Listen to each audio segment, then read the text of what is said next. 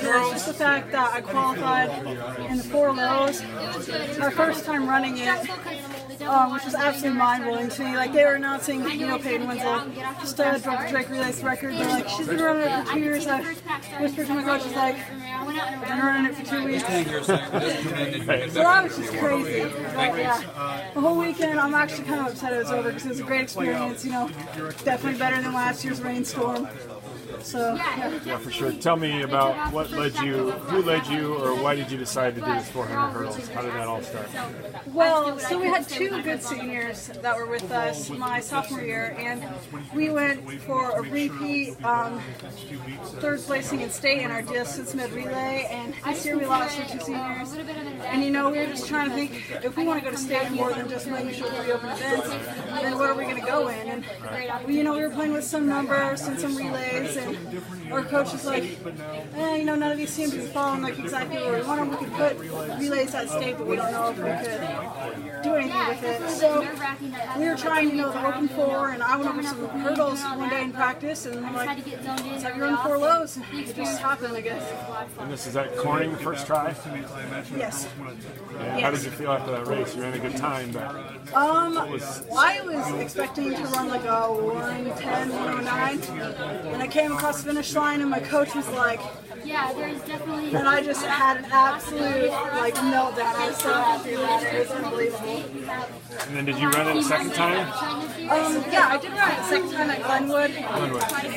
That was just to get extra practice in for the Drake Relays because I didn't want to run it one time and then just try and run it against that caliber of runners. Especially because I didn't quite have my steps down.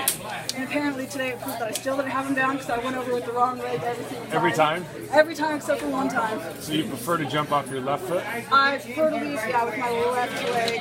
Left leg, so you're jumping off your right foot? Yes, yeah. And today you went off your left leg. And led with my right. And except I was for one hurdle? Yeah, and I was trying to do little stutter things in between to try and get my steps back on. It never worked. And, so even with that, you finished 3rd. Yeah. Yeah. What does that say? I guess I can go off of both. My coach's biggest thing is you're going off the wrong leg, just go over it and don't stutter. So I was just like, okay, every single time. And so, the irony of the whole thing is you finished the highest placing in that event of your 4 events. Yeah. Who would have thought that a couple weeks ago? Well, hurdles, I think a lot of people, especially girls our age, are a little timid when it comes to hurdles. So I feel like if more people tried to do hurdles and worked on them, then the competition in that area would be harder. But, I just give credit to the fact that even though I am pretty short, my legs are decently long for my height, and I just guess that gives me kind of an advantage going over the hurdles. I don't have to jump as much. I can just kind of step over them. So I guess I was going to vote for them. So if you're running low 103s now, what's a reasonable goal here for the end of the year? 4x4 for that event? For the end of the year, I don't know, that's the first time I've ever run it against people that have pushed me before. And I think I'm more focused on the hurdle itself than I am, picking up my pace in between the hurdles. So if I work on it more than just 2 times, then maybe I could get down to sub 61, somewhere around there. Yeah. I think only one girl's ever run below 1 minute in the history of the state. That's wild. Wenzel's obviously close, but yeah. Who knows? That's definitely something that I wouldn't mind doing, of course. Yeah. But it's going to take some work. Cut 3.5 seconds off, and we'll see.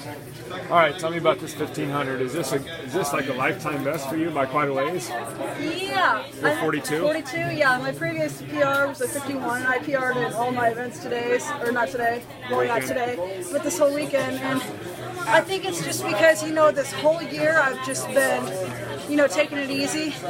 I haven't really run hard in any of these races except for my qualifying races, and then I came out today and I have fresh legs because I'm not a runner that just goes out and does a lot of long distance stuff. So the 1500s and the 800s are definitely kind of my sweet spot, even though I have always struggled with the 1500s. So to be able to come out and run a low 40 in the low 40s today was definitely really motivating for me, and it just kind of helps me believe in myself, hey, I can run at this level, and then maybe by the time I'm a senior I can keep dropping time, because I've always been working on slowly dropping time and because, you know, the slow decreases just shows you keep improving, you don't plateau. So there's only one girl that's won 400 hurdles, 8, 15, and 3,000 at a state meet. You know who that is?